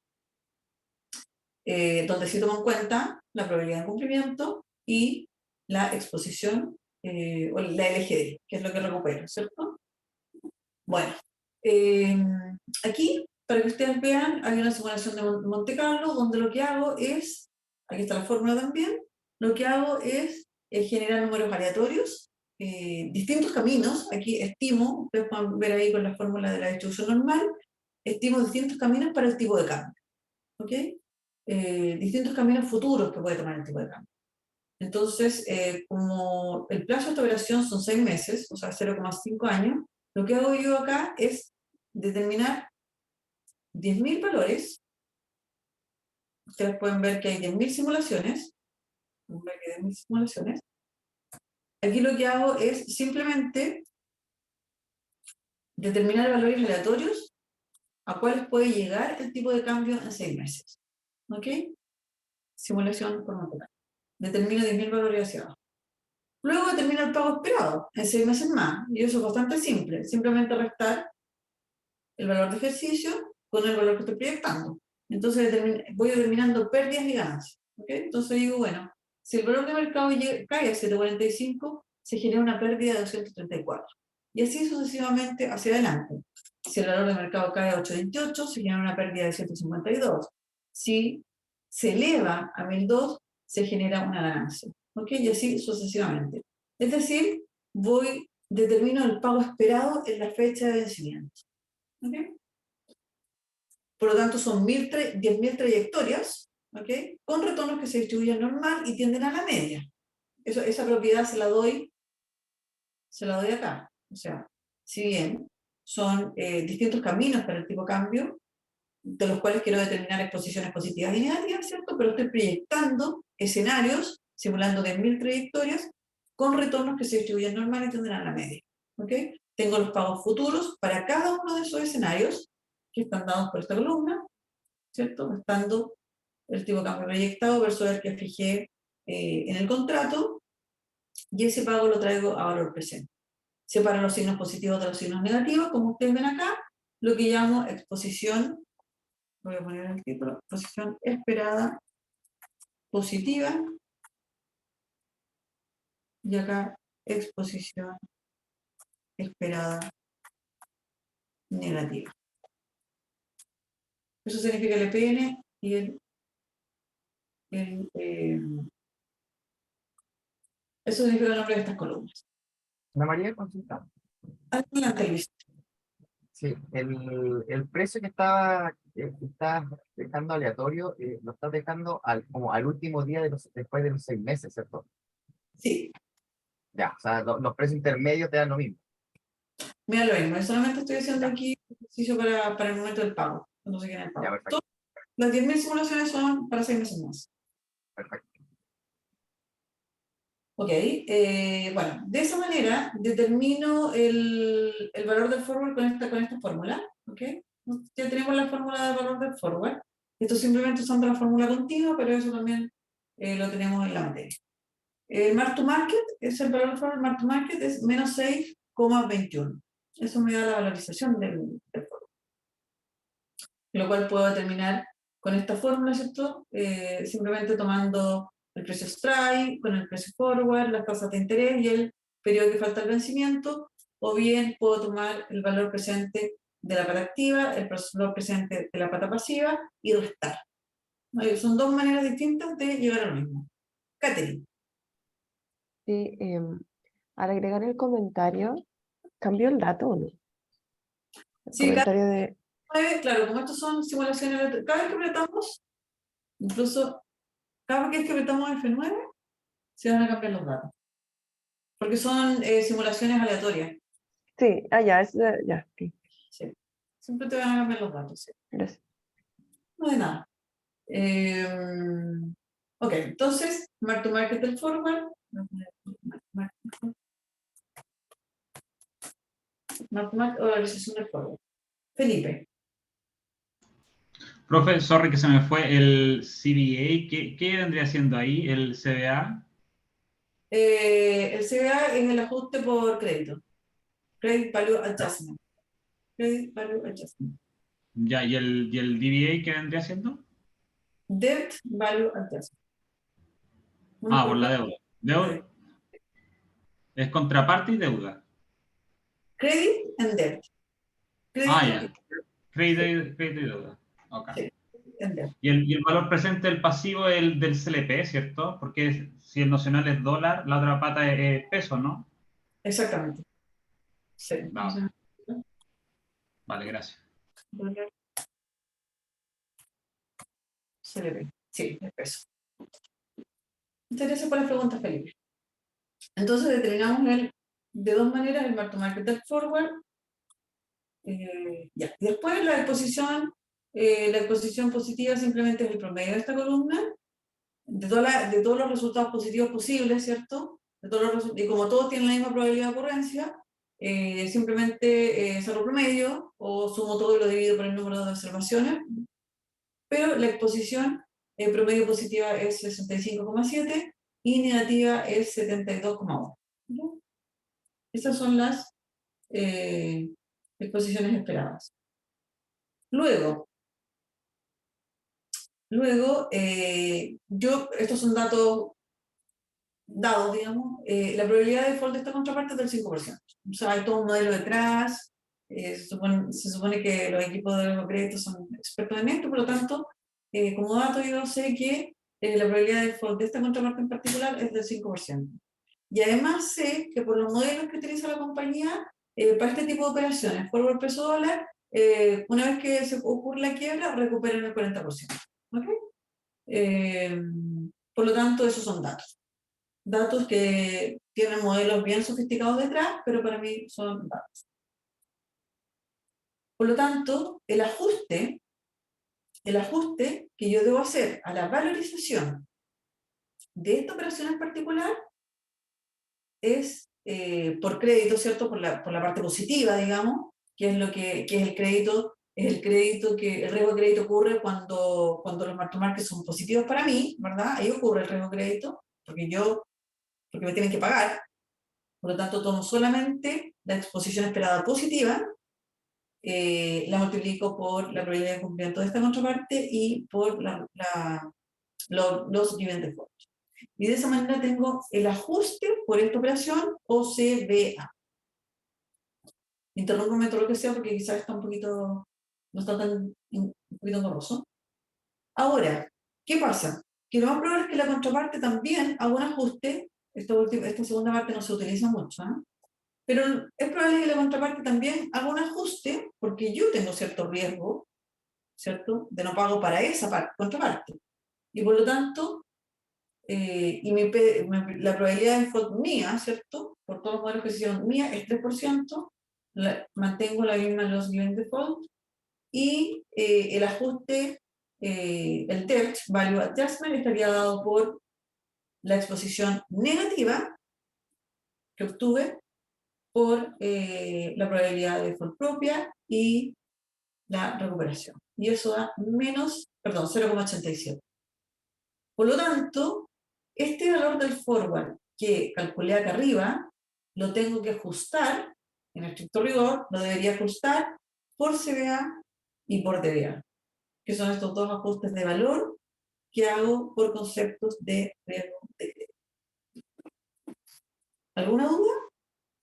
Bueno, igual podríamos jugar con la planilla, en algún momento sería súper bueno, y por supuesto que enviarme las consultas y lo vemos más en profundidad de la ayudantía, como ustedes lo vean. Pero esto es básicamente jugar con los numeritos. Aquí, otra cosa súper relevante de este Excel que me gusta mucho es que podemos ver acá también la paridad put-call.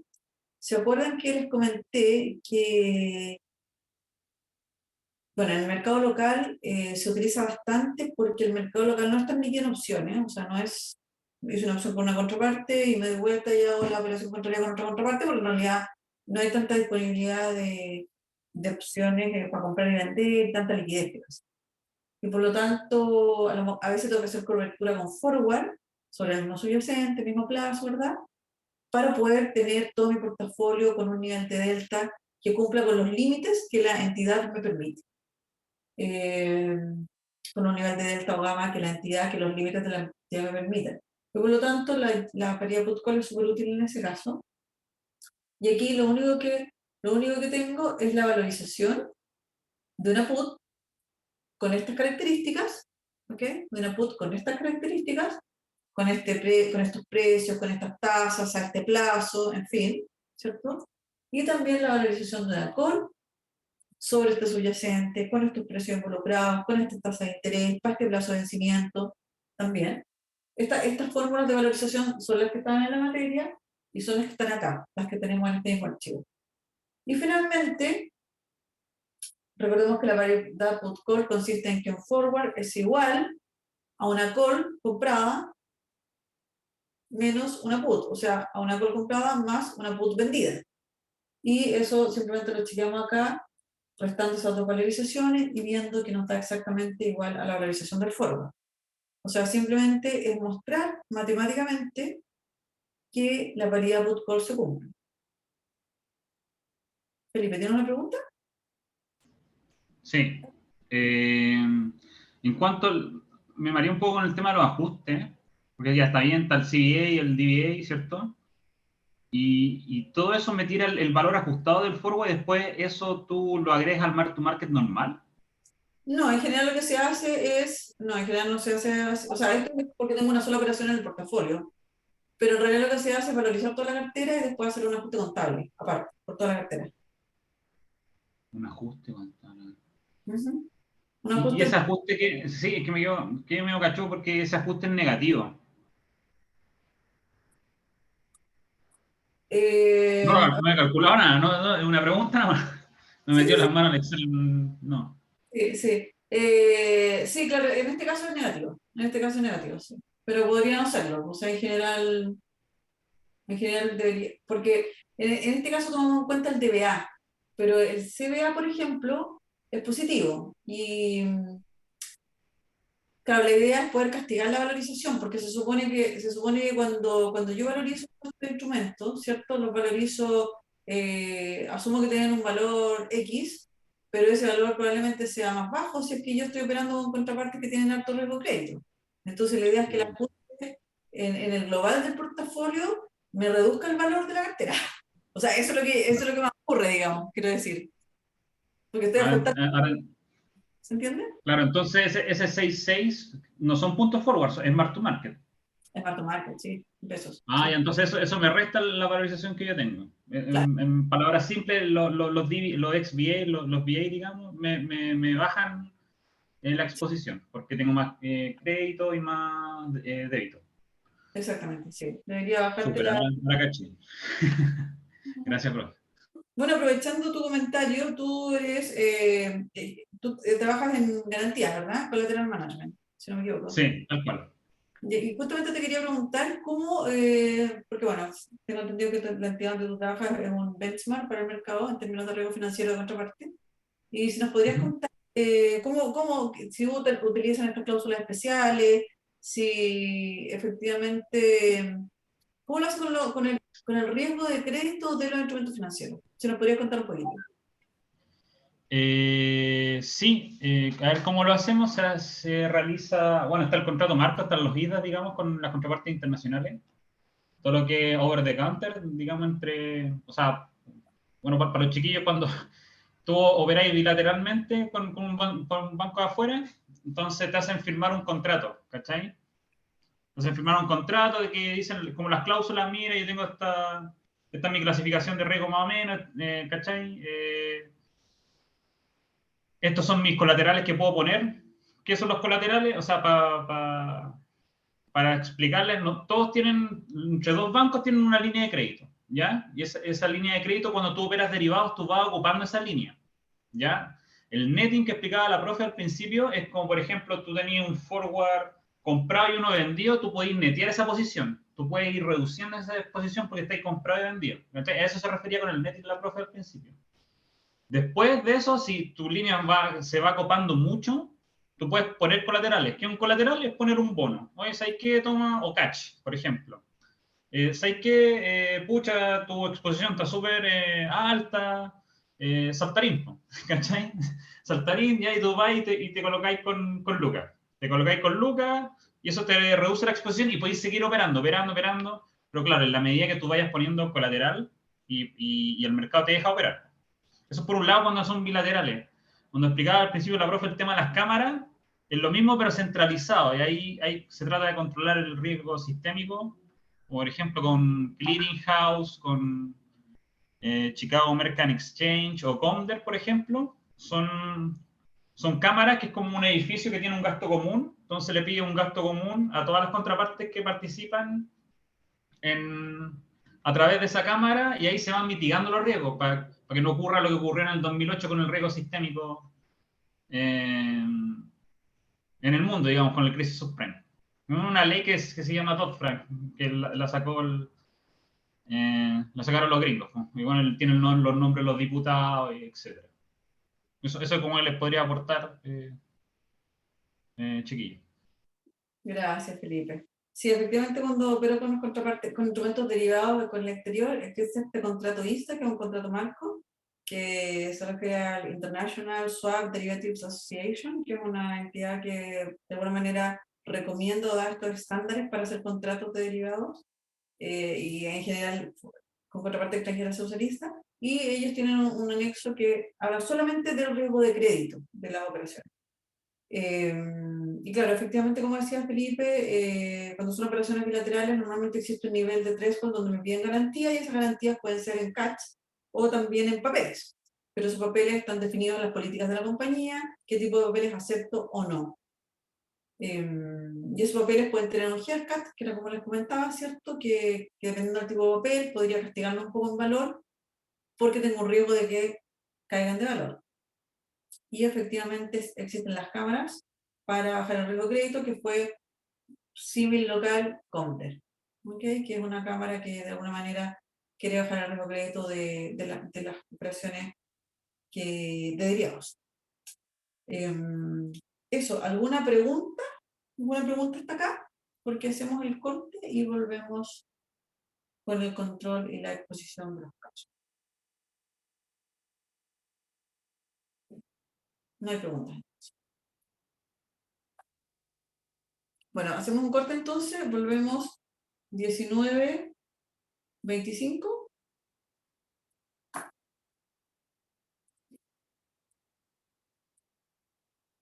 Ok, 19:25 de vuelta entonces. Gracias. Perdón, la grabación. Volver a destacar que para poder determinar el valor, ¿cierto? Que hablamos de determinar el valor para poder ver la exposición de riesgo de crédito que tengo con la contraparte, de nuevo el valor, tengo que entender qué producto determina la exposición. Y volvemos un poco a la crisis del 2008, estos productos estructurados, que en realidad no se sabía bien cómo funcionaban. Bueno, había algunos bancos que se lo supieron, y se lo supieron en algún momento, y empezaron a tomar estrategias con respecto a eso, pero reguladores y la gente normal, ¿cierto? Como uno no entendíamos bien cómo funcionaba esto, y por lo tanto, qué factores de riesgo le afectaban, cómo subían y bajaban de valor, en fin, probabilidad de incumplimiento muy fuerte acá, y por lo tanto hay que entenderlo, básicamente. No es posible determinar el valor si no se entiende el producto. ¿Y qué es lo que determina su valor? El caso de la crisis del 2008, las multas estructuradas. En un instrumento financiero derivado, el riesgo de contraparte no es el nominal. ¿Ok? Eso ya deberíamos tenerlo claro. No es el nominal. El riesgo de crédito emisor, bueno, llamamos riesgo de crédito emisor cuando estamos hablando de un título, ¿okay? De un papel, de un activo. Pérdida de valor asociada también a la normativa de deterioro que implica provisiones. Bueno, normativa de deterioro tiene que ver con las pérdidas de valor. Son provisiones, básicamente. Una política comercial muy agresiva es probable que implique un mayor riesgo de crédito y de contraparte. Por lo tanto, cuando ustedes están en riesgo financiero, bueno, estamos como estrategia de la compañía haciendo una política o una campaña, ¿cierto? Una campaña muy agresiva. Ojo con lo que va a ocurrir con los temas de riesgo de crédito. Hay que tenerlo en cuenta también. O sea, por un lado vendemos más, pero también tenemos que registrar más riesgos. La probabilidad de incumplimiento es específica para cada contraparte, independiente de la cantidad de instrumentos que tenga. Es decir, cuando el caso de la Polar, tantos años atrás, ¿cierto? La probabilidad de incumplimiento era de la compañía, independiente de que tuviera emisiones de depósitos, de bonos, de acciones, en fin. Hay una sola, que es la de la compañía. Pero luego ya cada uno de los instrumentos emitidos tiene distintas clasificaciones. Eso es otra cosa. El modelo de la PD y de la LGD, en el caso de derivados también le agregamos la EAD como modelo, ¿cierto? Porque no, la exposición no es el nominal, es modelada. Los límites de concentración, usamos límites de concentración como vimos en ese cuadrito, ¿cierto? Que fue el que vimos en la primera clase también, donde lo que típicamente cada industria utiliza como herramienta para gestionar. Los límites de concentración son súper utilizados casi todas las industrias, y las garantías, operaciones garantizadas, el entregar garantías. Eso también hoy día muy utilizada para bajar el riesgo de crédito. En general, los productos financieros derivados, eso significa PFD, los productos financieros derivados con mayor exposición son los cross currency swap, porque son de muy largo plazo y por montos muy elevados. Por lo tanto, ellos son los que toman mayor valor, ¿cierto? Y en algún momento podemos tener una exposición enorme, gigante con estos productos. Mucho más que con los swap de tasa de interés o con los forward, que son en general menor a 2 años, los forward, y los cross currency, o sea, perdón, los swap de tasa de interés que tienen menor volatilidad y menor exposición, mucho menos que las monedas. Entender las correlaciones por el efecto de diversificación es súper relevante también, ¿cierto? Porque eso opera en el valor. Tenemos cláusulas de mitigación y garantías para reducir este tipo de riesgo, y también vemos lo de las provisiones, como CBA y DBA, porque en general cuando valorizamos estos productos, ¿cierto? Tomamos estos factores de riesgo que pegan en el valor. En general lo que usamos son tasas de interés para valorizar los tipos de cambios de mercado. Entonces un segundo paso, una vez que tenemos el valor, un segundo paso es ajustar ese valor por el riesgo de crédito. Y eso se hace con el ajuste de CBA y de DBA, como lo vimos en la planilla Excel. Ahora, muchas de estas cosas son modelos. Importante también que los modelos, o sea, los resultados del modelo son súper útiles, de hecho, es lo que usamos todos los días, pero más importante que eso es conocer el negocio, tener la experiencia y tener la intuición de estas cosas, y que finalmente nos haga sentido.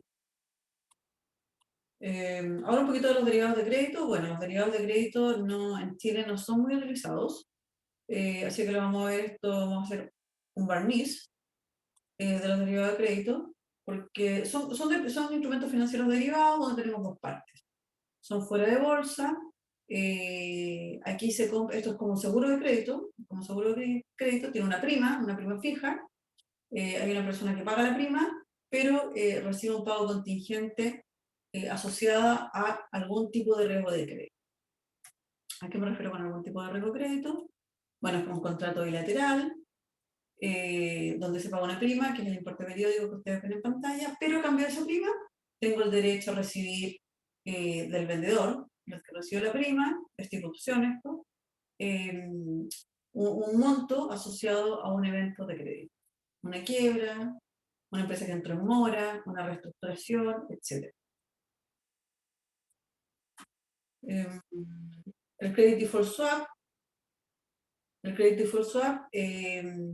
Ahora, ¿qué pasa? Que en el evento de default, que es cuando se activa esta operación, en el evento del default se realiza, bueno, primero se confirma el suceso del default, que eso ya es un tema, porque ¿qué es default? Es que bajó la calificación crediticia, es que realmente quebró, o sea, ¿cuándo realmente se considera un evento de default?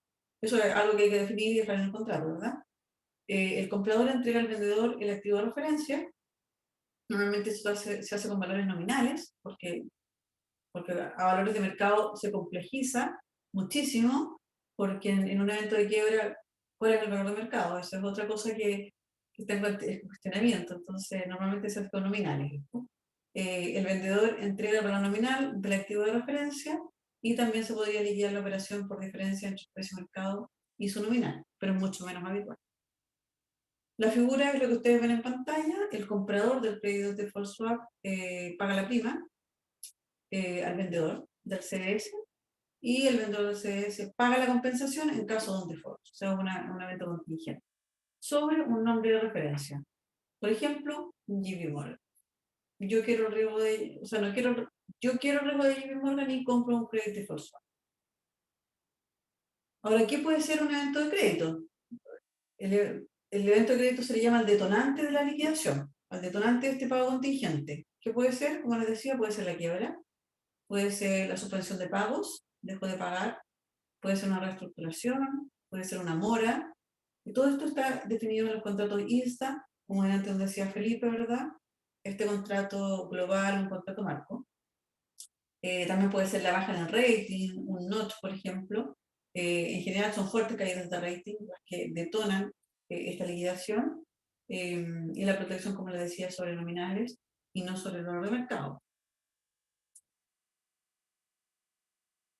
Un año después, aquí, este es un ejemplo, un año después yo creo que me falta una slide acá. Un año después de un evento, la situación financiera de un cliente empeora levemente. Ya tengo una operación con un cliente, y un año después la situación financiera empeora. Para gestionar el riesgo de mi cliente, un banco entra en un credit default swap con un banco de primer nivel. Entonces tengo un cliente cuya situación está deteriorada, y por lo tanto su probabilidad de incumplimiento empeora por un evento puntual. yo voy a un banco de primer nivel y entro en un credit default swap. El banco cobra 95 puntos básicos semestrales, es decir, una prima fija, ¿cierto? Con un recovery rate del 60%, con una tasa de recuperación del 60%. Si la contraparte, este cliente, ¿cierto?, que está con una situación complicada, no hace un default, los pagos van a seguir pagándose y pagándose como una prima de seguro. El banco comprador cambió el riesgo de crédito del cliente, ¿cierto?, corporativo, por el del banco de primer nivel. Obviamente que existe correlación entre el default del cliente y del banco del primer nivel. En caso de incumplimiento de este cliente corporativo, el esquema de pagos quedaría como se ve en pantalla. O sea, de incumplimiento se sigue pagando la prima y el banco de primer nivel paga los 10 millones de dólares que sería el monto nominal de la operación financiera, y el banco comprador del Credit Default Swap sigue pagando la prima.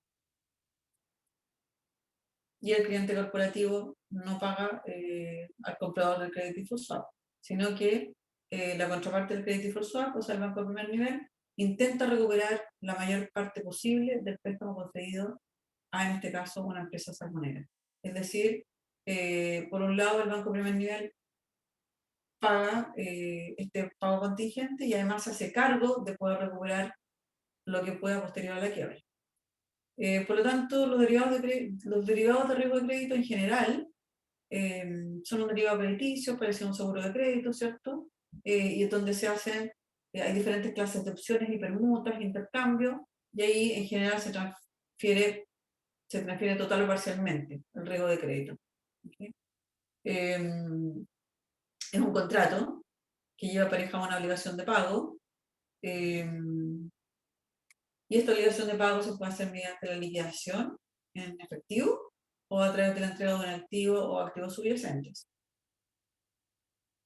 En general, los derivados crediticios se negocian para que una de las partes del contrato proteja a la otra de consecuencias adversas. ¿Okay? En consecuencia, la posibilidad de que se produzca dicho suceso constituye una causa contractual y es el elemento esencial de este contrato. Hay una amplia variedad de formas, simplemente por mencionar algunas. Están los credit swap o permutas crediticias, opciones crediticias también, hay opciones de crédito o productos estructurados que incluyen derivados crediticios. En la crisis del 2008 podemos ver varios instrumentos derivados asociados a riesgo de crédito. Las permutas crediticias, por ejemplo, intercambian flujos de caja de algunos o de todos los instrumentos en cartera, pero agrupados por sector económico, área geográfica. Esto en general tratan de negociar el riesgo de préstamos de una entidad que puede tener su cartera demasiado concentrada en un determinado sector económico. Puede haber una entidad financiera que tiene muchos créditos concentrados en un sector económico específico. Por lo tanto, lo que quiere es diversificar su riesgo de crédito. Las permutas crediticias. Las permutas crediticias son dos entidades que intercambian también flujos de caja de dos carteras de préstamos de igual importe y vencimiento, pero son dos carteras distintas, pero cuyos créditos pertenecen a sectores económicos diferentes, grupos o áreas geográficas diferentes, que tienen una escasa correlación entre ellos. Esa es la gracia, una escasa o nula correlación entre ellos. Por ejemplo, el sector naval con la industria vitivinícola. O sea, no son sectores que están correlacionados. Entonces, mediante un contrato de Loan Portfolio Swap, ambas entidades especializadas, cada una en su sector, porque también es bueno tener especialización en sectores, pero el riesgo se concentra demasiado. Uno podría ir y hacer una operación de este tipo, ¿cierto? De manera que ambas entidades especializadas en sectores diferentes y con escasa correlación entre las tasas de morosidad de sus respectivas carteras puedan diversificar su riesgo de crédito. Bueno, aquí les dejo un videito sobre... Es bien corta, debe tener unos 5 minutos. Unos 5 minutos este video y tiene que ver bueno, se llama The Big Short, del año 2015, donde Michael Burry va a todos los bancos, ¿cierto? Va a todos los bancos ofreciendo hacer justamente operaciones de derivados, donde apostaba en contra del mercado hipotecario de Estados Unidos, porque ya había estudiado los créditos subyacentes de los derivados, ¿cierto? De los CDO, había estudiado el crédito subyacente y sabía que el incumplimiento, el no pago venía aumentando, aumentando, aumentando, y por lo tanto sabía que el mercado inmobiliario iba a caer, estaba súper seguro, totalmente seguro. Entonces lo que hace ahí es ir a hacer derivados apostando en contra del mercado inmobiliario, y bueno, los bancos por supuesto que cierran las operaciones con él. Y bueno, es un video de 5 minutos donde se ve digamos, la respuesta de las entidades bancarias ante esta propuesta. La tomaron y bueno, y perdieron porque el mercado inmobiliario cayó considerablemente. Comentarles que en Bloomberg tenemos cotizaciones de Credit Default Swap. Aquí ustedes pueden ver una pantalla de Credit Default Swap de distintas entidades.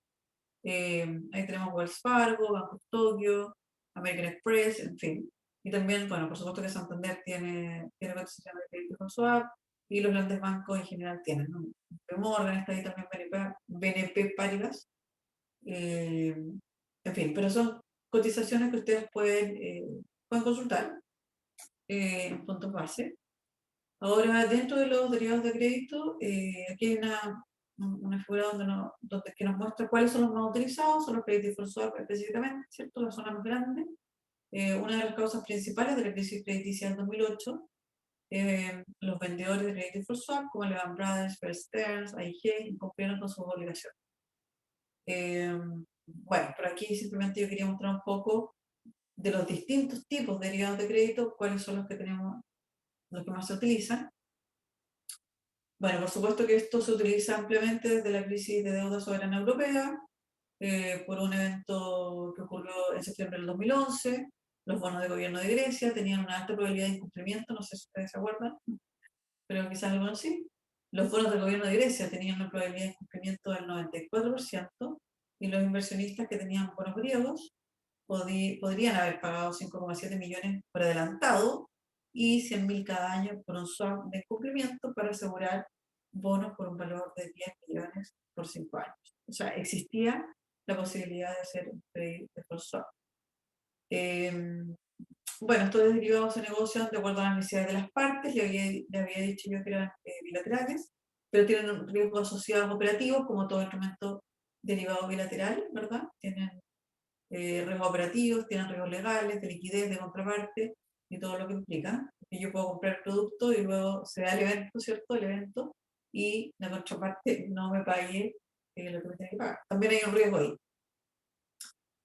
Los riesgos operativos suelen considerarse los más importantes. Y aquí hace referencia también al caso del Banco Aris. Ahí les puse la película que ustedes pueden ver. Es súper antigua la película. O sea, es muy antigua. Está en YouTube, se llama El Gran Farol. Y también está el libro, ¿cierto? La cuenta 8888, caso real. Pero una película súper interesante para ver cómo quebró este banco tan grande a nivel mundial por operaciones de futuro, por no entender y por falta de normativa.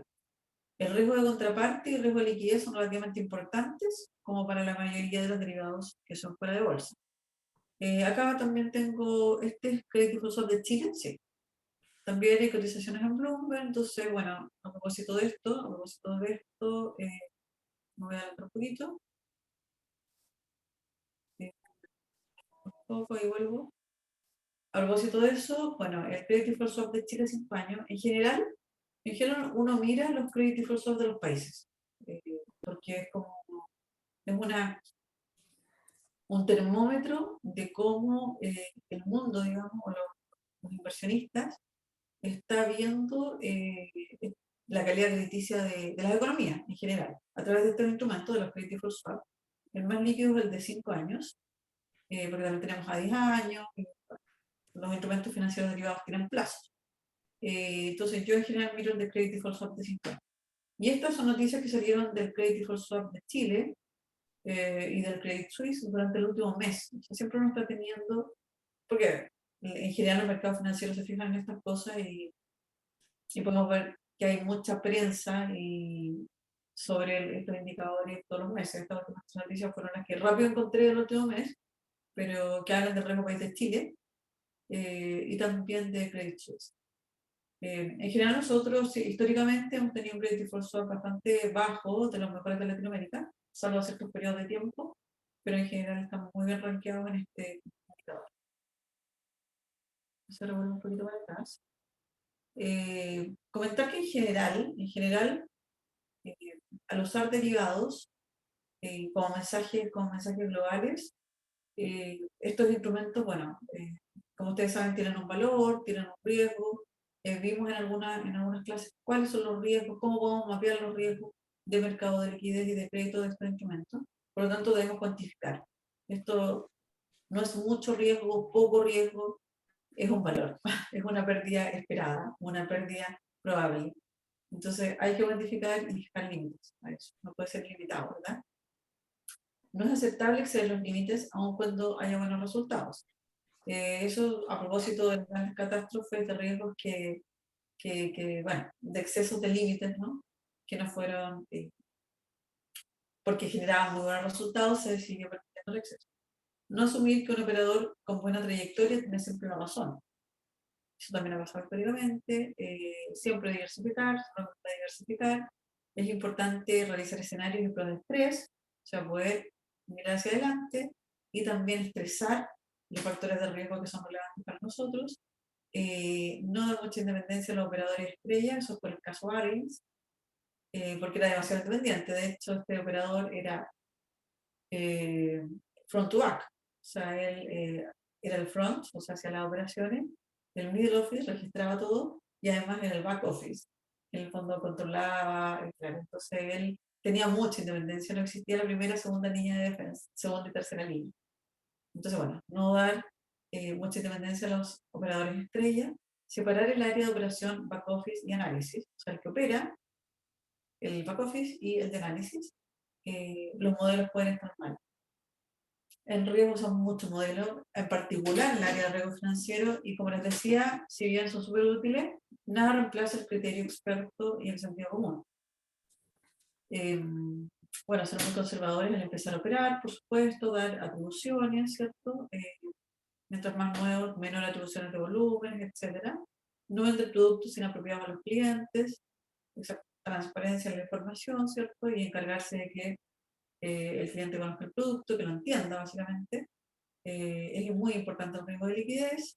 Existen riesgos cuando muchos siguen la misma estrategia, obviamente. Si todos siguen la misma estrategia, algún riesgo hay en eso, porque, como dijimos, los patrones no deberían mantenerse en mercados relativamente eficientes.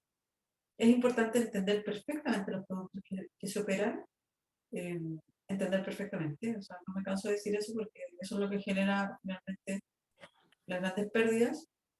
Cuando se busca una cobertura no especular, es peligroso hacer el departamento de tesorería el centro del negocio.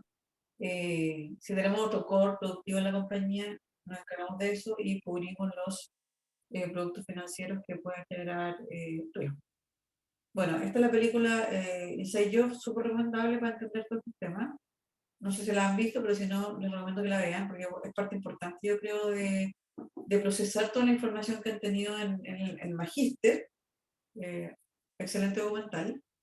Ahí también dejé un artículo que tiene que ver con las garantías, con las operaciones garantizadas o colateralizadas.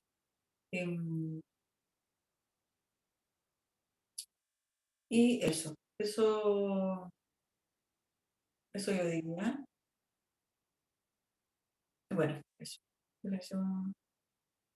Bueno, un poco aquí sobre la burbuja inmobiliaria, que volvemos a hablar un poquito de la crisis del 2008, las hipotecas subprime, que ya lo hemos hablado, la quiebra de Lehman Brothers, ¿cierto?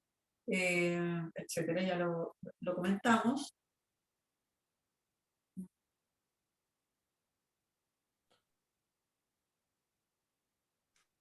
Bueno, también la innovación financiera, o sea, yo creo que la innovación, se dice también, y yo creo que la innovación financiera, ¿cierto? El generar productos financieros con mayor complejidad cada vez, y la continua evolución de los mercados también, comportamientos racionales de los inversionistas, que eso también lo vieron ustedes, la irracionalidad de los inversionistas, hacen que no siempre sea posible establecer mediciones de riesgo fiables.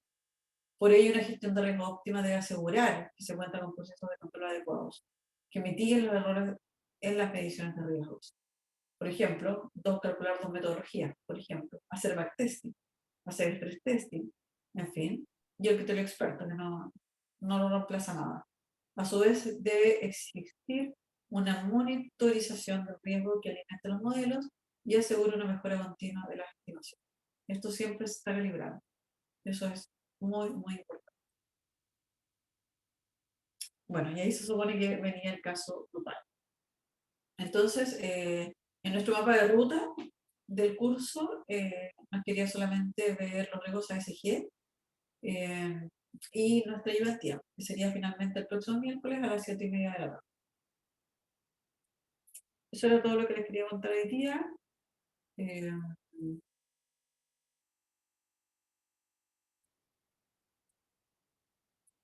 ¿Qué más? Voy a subir las soluciones de los controles, como me lo pidieron. No ahora porque tengo que armarlo. No tengo armado el control con soluciones. Así que probablemente lo haga mañana en la tarde. Y eso, cualquier consulta, bueno, me manda por mail a Milla Silvana y estamos en contacto. Eso. Gracias. Los dejo entonces. Que tengan Muchas buen día. gracias, buenas noches. Buenas noches. Gracias, buenas noches. Chao. Gracias, buenas noches. Gracias. Chao. Buenas noches.